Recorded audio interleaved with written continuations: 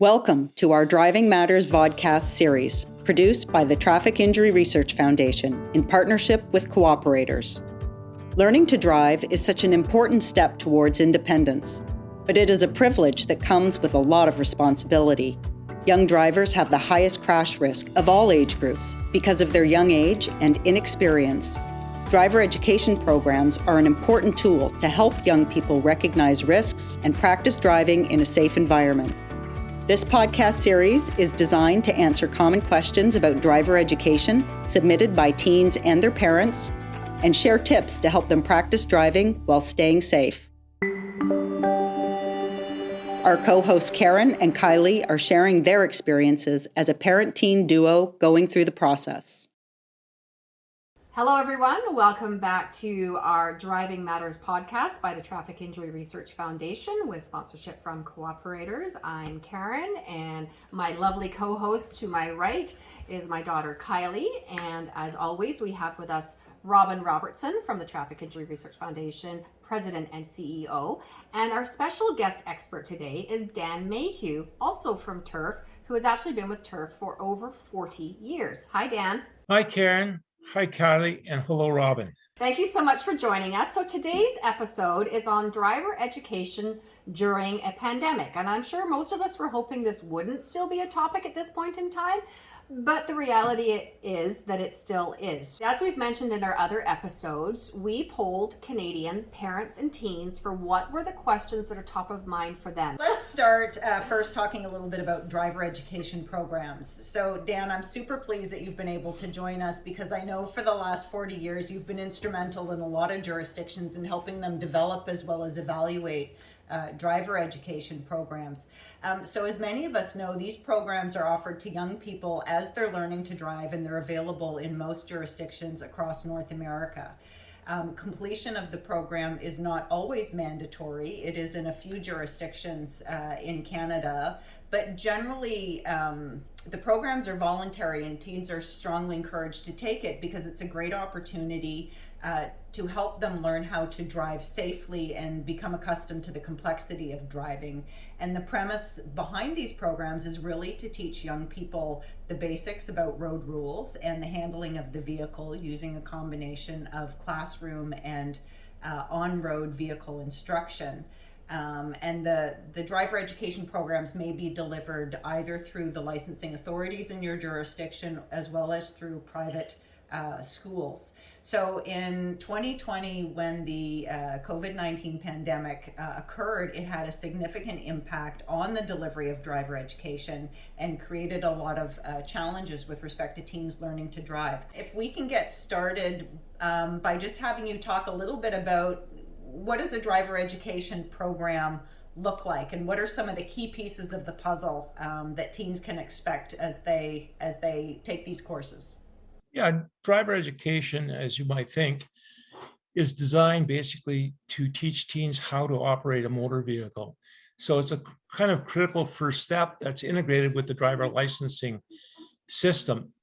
Driver education will focus on both teaching you about the rules of the road and information about traffic signs. It will also provide you with the skills that you need to become a safe and responsible driver.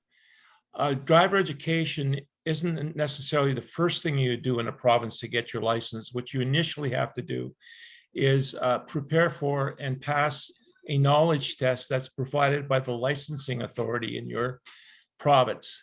Once you pass the license test, you can practice driving with a driver instructor or with a parent.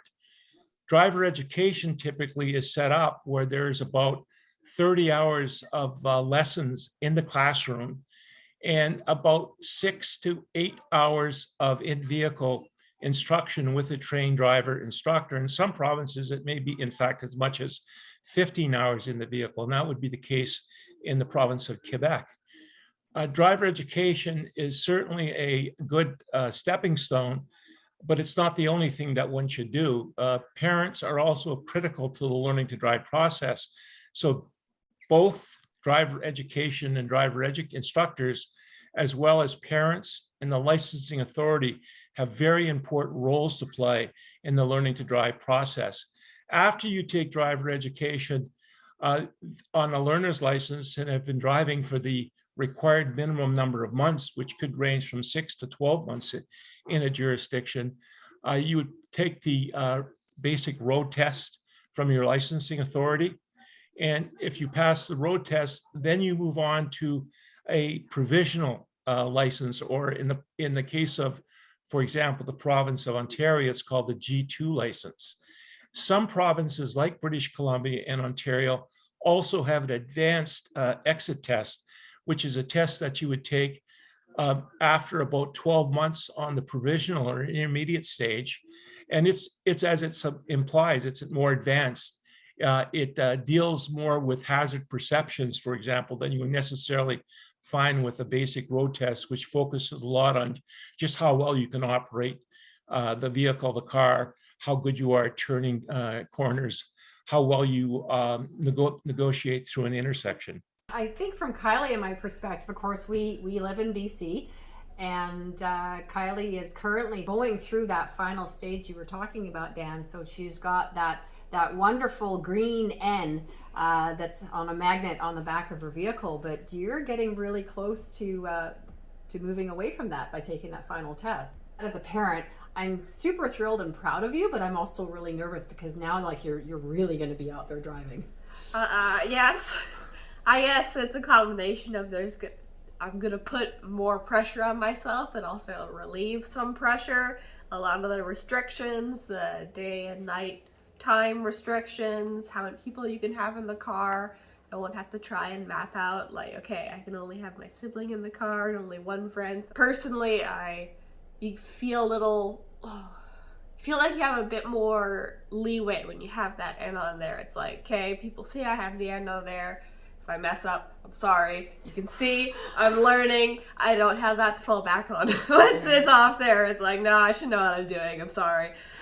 It's like when you go through a retail store and you see the trainee label on the tag, and you know to just proceed with a little bit more patience and understanding and caution with that driver. Let's talk a little bit about why driver education programs are important. And in particular, we know that teens have a very high crash risk. Road crashes are a leading cause of death for young people under the age of 24. Can you talk a little bit about why young drivers have a higher crash risk and how driver education can help them learn to become safer on the road in those initial experiences learning to drive? Yeah, I think as you point out, Robin, young drivers do have an extremely high crash risk, higher than any other age groups. In fact, if you look at the age group 16 to 19, their crash risk is about 3 times more than drivers that are over the age of 20. So it's really important for young people when they're first getting into the learning to drive process and operating a vehicle to understand there are a lot of responsibilities associated with driving. And driving is a very complex task. It does require a lot of manipulation of the car itself, so you have to learn how to operate it. But it also requires you to have good visual skills, and that's especially important in regards to being able to identify and anticipate hazards on the highways, because there are lots of them and they're coming at you from a lot of different directions.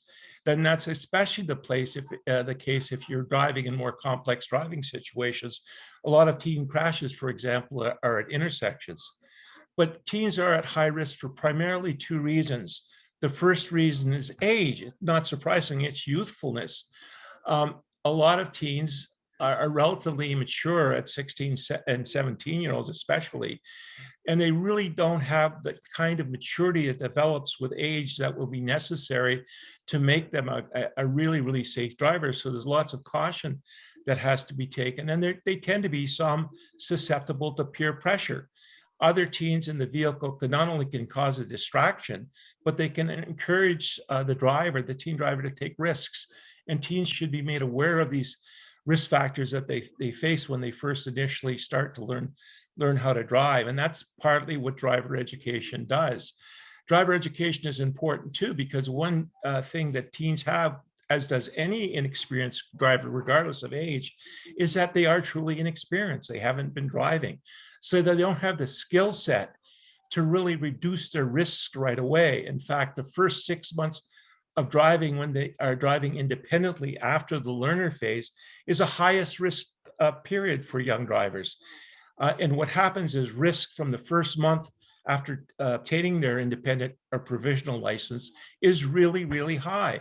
And it gradually drops over that first 6 months period. Driver education, with the help of parents with a lot of driving practice in the vehicle, can reduce the risk associated with that first 1 to 6 months is really critically important. You actually partially already answered one of the most common questions that came in, interestingly enough, from both parents and teens, which was to do with the benefits of driver education.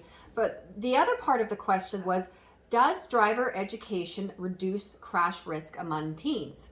Recent evaluations in the state of Oregon in the United States and in the state of Nebraska.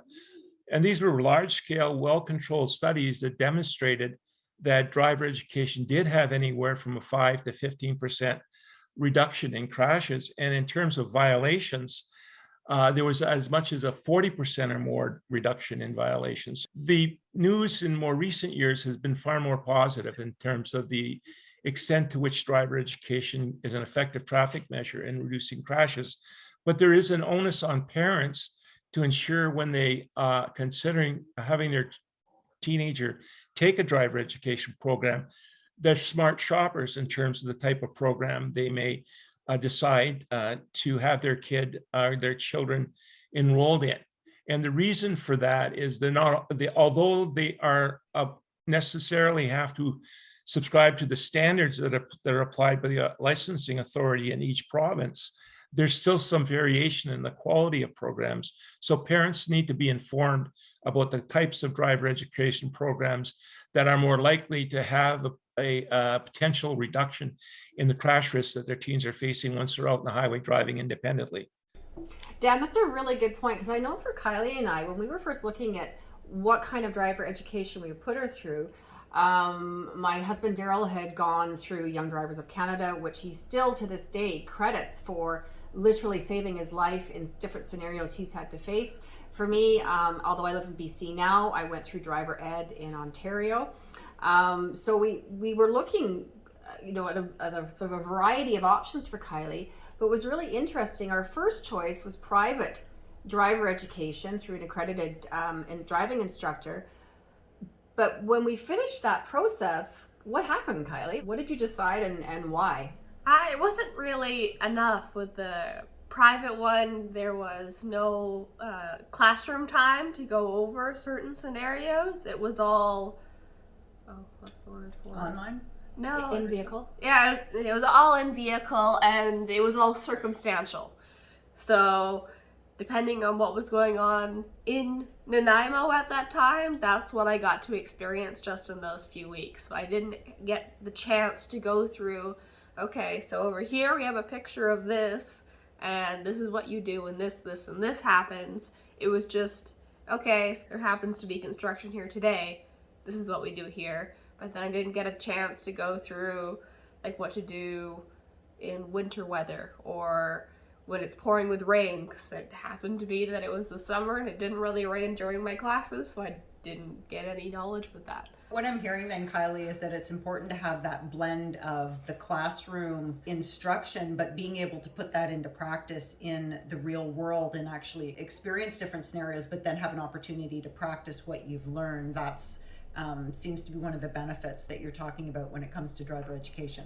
And the other piece of that, from a parent's perspective, there's obvious, well, I don't know if it's obvious, but to us it was obvious, there's a certain amount of pride in the fact that you recognized the first round of driver training you did, even though you practiced with your dad and I a lot, you felt that wasn't enough and you wanted more. And then we started looking into the other options, and you ended up going through Young Drivers of Canada, and it altered your confidence level. But I think it ties back into what you were talking about, Dan, about the parental involvement.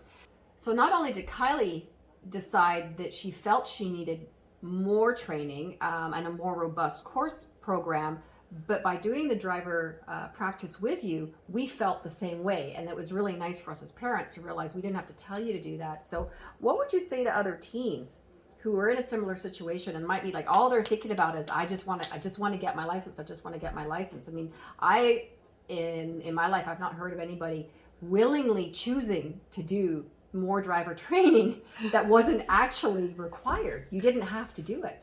I guess in a way, that's, of course, there's safety reasons, but it's also for self-pride. I don't want to be the stupid driver.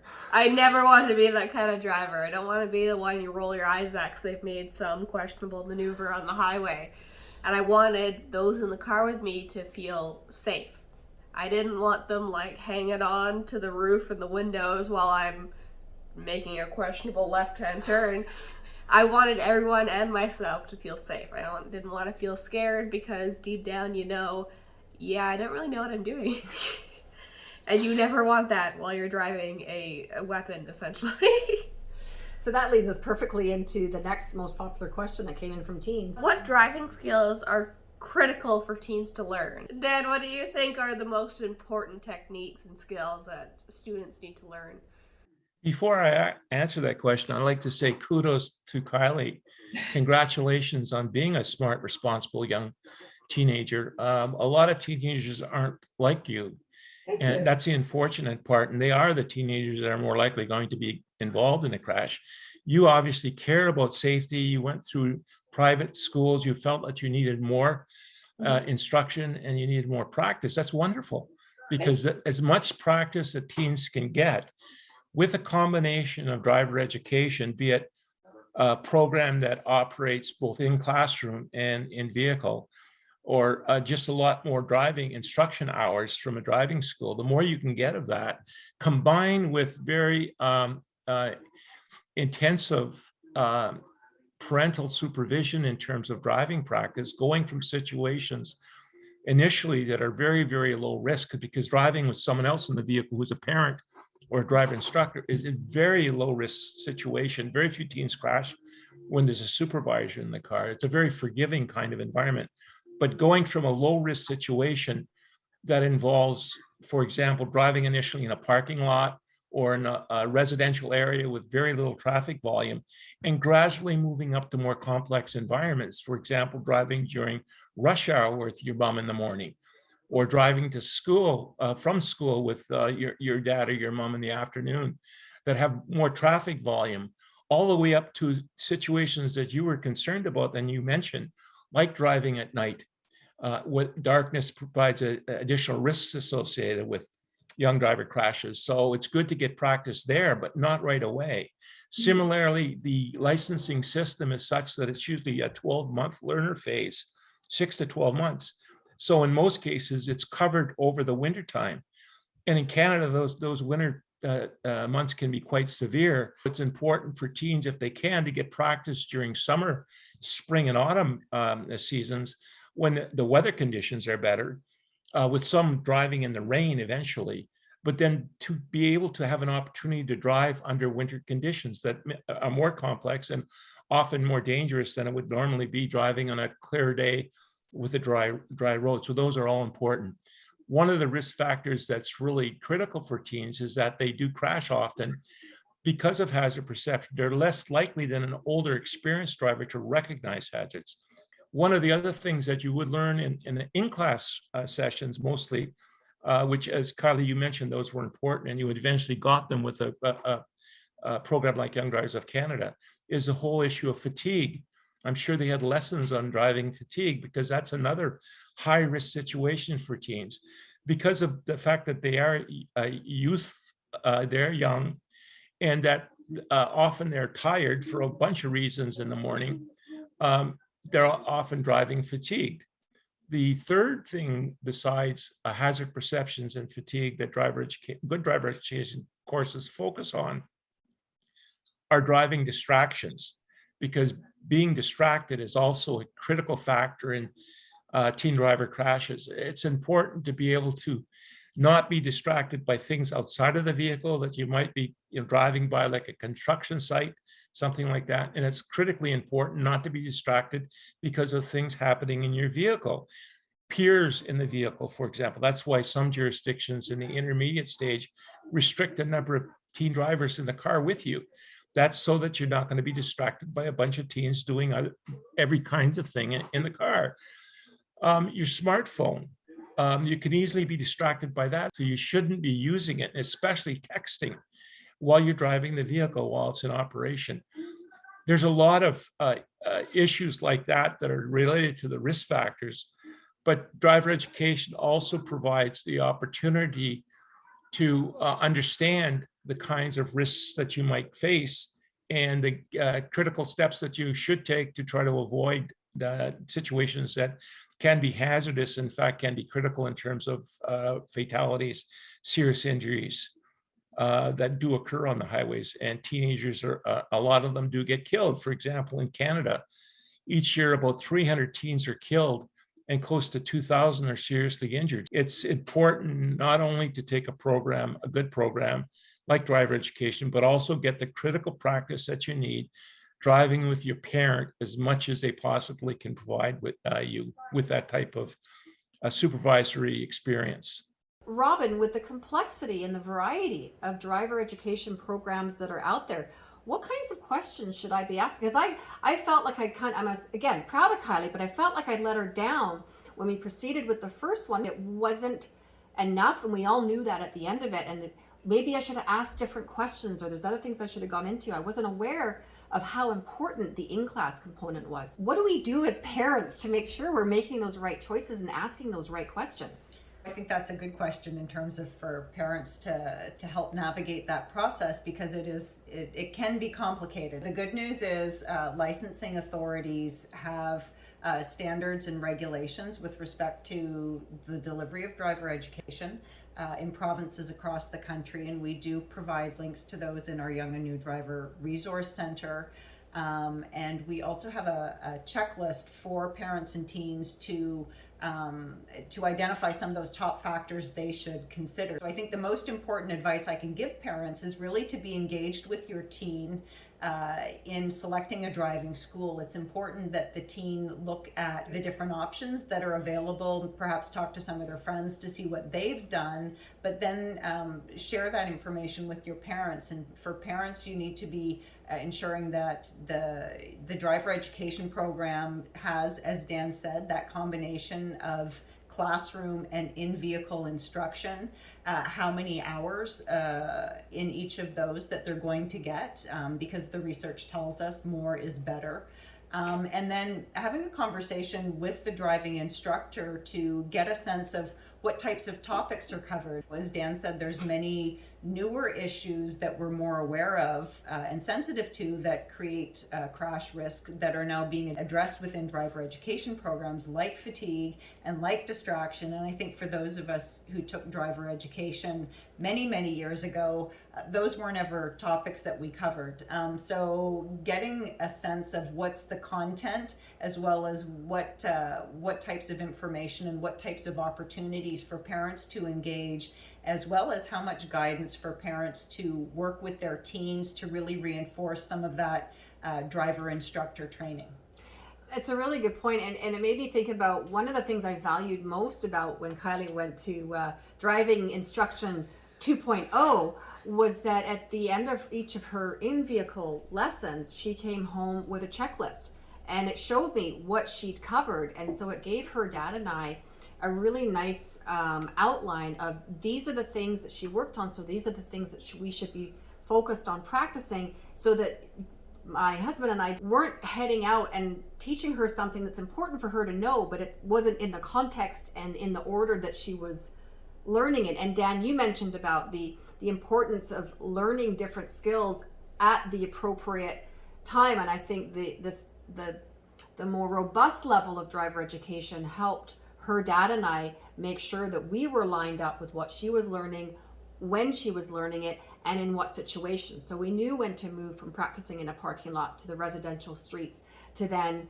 quiet highways that we have on Vancouver Island, to then the busier highways. But it was all done in a much more organized manner, which I think helped manage some of your concerns about what you were learning and when you were learning it.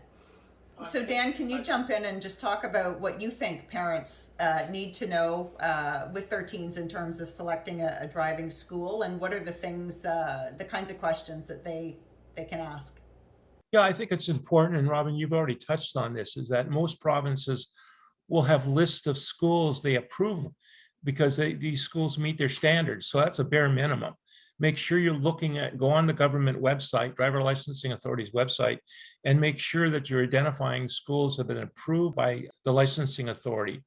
The other thing is that you really need to interact with the school before you actually register into your teenager into the program to find out how they do operate in terms of the content and the extent to which they integrate parents into the learning to drive process. So it's very helpful for the parent to be oriented towards exactly what experience their teen's going to have going through that driver education program, but it shouldn't necessarily end there.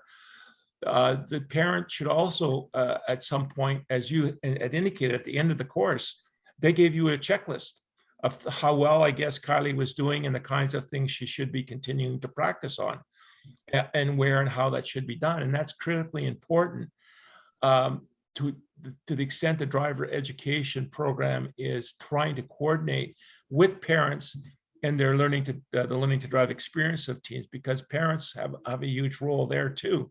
The teens need to get as many hours of practice, both the 6 to 10 hours they may get in a formal driver education program with a driver instructor, but at least 50, possibly even up to 120 hours of practice driving with their parent. All of that in combination will really help reduce the risks when they're driving independently. There's a driver's handbook that each province has, and it provides you with all the information that you need to be able to attempt your knowledge test and hopefully pass it, including sample questions. Driver logbooks provides you with a step-by-step way of doing that. And you can actually record the number of hours you're driving these types of situations, from very specific, less complex, simple driving situations up to more complex situations, so that over a course of several hours, you know that you're actually making progress. And you can, each time you are doing a practice drive with your teen, it's important to go over whatever information the driver instructor may have been saying about how well your teen's doing and what they still need to learn. But also plan it out so the teen knows what's going to happen during the course of that practice drive. There's no unexpected kinds of things that should happen. And you got to try to keep the communications very good in the vehicle, because you're going through an age where you may not agree. The teen may not always agree with the parent and vice versa. So that's not where you want those sorts of conversations to happen in the vehicle. Dan, when you were talking about, sort of preparing for the unexpected, for Daryl and I, when Kylie was going through even preparing for the knowledge test, one of the unexpected benefits of Kylie learning how to drive now was it's been a little while since we went through that process. We also learned some new things. It's evolving, and a stop sign is a stop sign is a stop sign, but there's some other elements that have changed since we learned how to drive. So by going through this with Kylie, we actually got some new knowledge as well, which is really handy. But let's get back to the pandemic. Driver education during a pandemic. What is happening? I know you wrote this great blog that we have on the TIRF site to do with this very topic about how are we navigating these teens through getting their driver's licenses, getting in the practice that they need, and getting their license during this pandemic. Well, I think we're doing the best we can under the difficult circumstances that we're facing. Not unexpectedly, in terms of driver education, they face the same issues that any high school education program faced. They were temporarily closed. You couldn't get an in-class session simply because of the requirement to social distance and the importance of staying at home during some of the worst months that we experienced with COVID-19. That had a real effect on the opportunity for teens to do a driver education program. A lot of governments, licensing authorities ended up approving online programs, those that met the standards that were established for driver education. So that was one way that driver education and the licensing folks decided to try to handle the situation. But there's still problems associated with the face-to-face, particularly in social distancing. What that meant is that you couldn't do in-car instruction because the driver examiner couldn't sit in close proximity in the vehicle with the teenage driver. So that's created bottlenecks. Similarly, when you take your road test, there's you and the driver examiner. that also has created a backlog because all of those types of licensing services were shut down for some time. Driver licensing authorities are trying to make up for that time now that a lot of the jurisdictions are now doing road testing, and they're just hiring new staff, extending the number of hours that they'll do road tests during the course of a day, and looking for the additional financial resources they need to be able to offer those types of services. Licensing authorities, not just across Canada, but the US and many other countries around the world, are really challenged to try and clear the backlog and to deliver driver education in a way that keeps teen drivers and other road users safe, and to process those backlogs. So yes, patience will be a common theme for all of us as the world begins to open up and hopefully the pandemic eases. For parents and teens who are looking for more information about driver education and the learning to drive process, on our website we do have a Young and New Driver Resource Center that contains, as I said previously, links to licensing authorities and approved driving schools and the standards and regulations, as well as a young driver school checklist. And there's also a lot of great fact sheets on there about the role of parents and some of the different risk factors for teens, such as fatigue or distraction or speeding, and what are the important pieces of the puzzle that parents and teens know to learn to keep themselves to be safe on the road. Dan, I'd like to thank you so much for sharing your extensive knowledge on driver education with us and everything else you've had to learn since the pandemic hit on how to navigate these unusual times. As always, thank you to Robin for sharing your knowledge as well, and Kylie for being such a great co-host and driver. So everyone, thank you for joining us for this episode of Driving Matters on driver education during a pandemic. We wish you all the luck out there for the teens going through this process. Be safe, and we'll see you next time. Bye now. Thank you for tuning in to our Driving Matters Vodcast series, produced in partnership with Cooperators. Please join us for other episodes. TIRF is a registered Canadian charity with a number of free education programs about leading risks on the road, as well as ways to stay safe. They provide access to fact sheets, infographics, and blogs to download and share. Start a conversation about the reasons you choose to avoid risks on the road. To learn more and access these free resources to support safer roads, visit www.tirf.ca. That's TIRF.ca. Working together, we can all help everyone get home safe every day.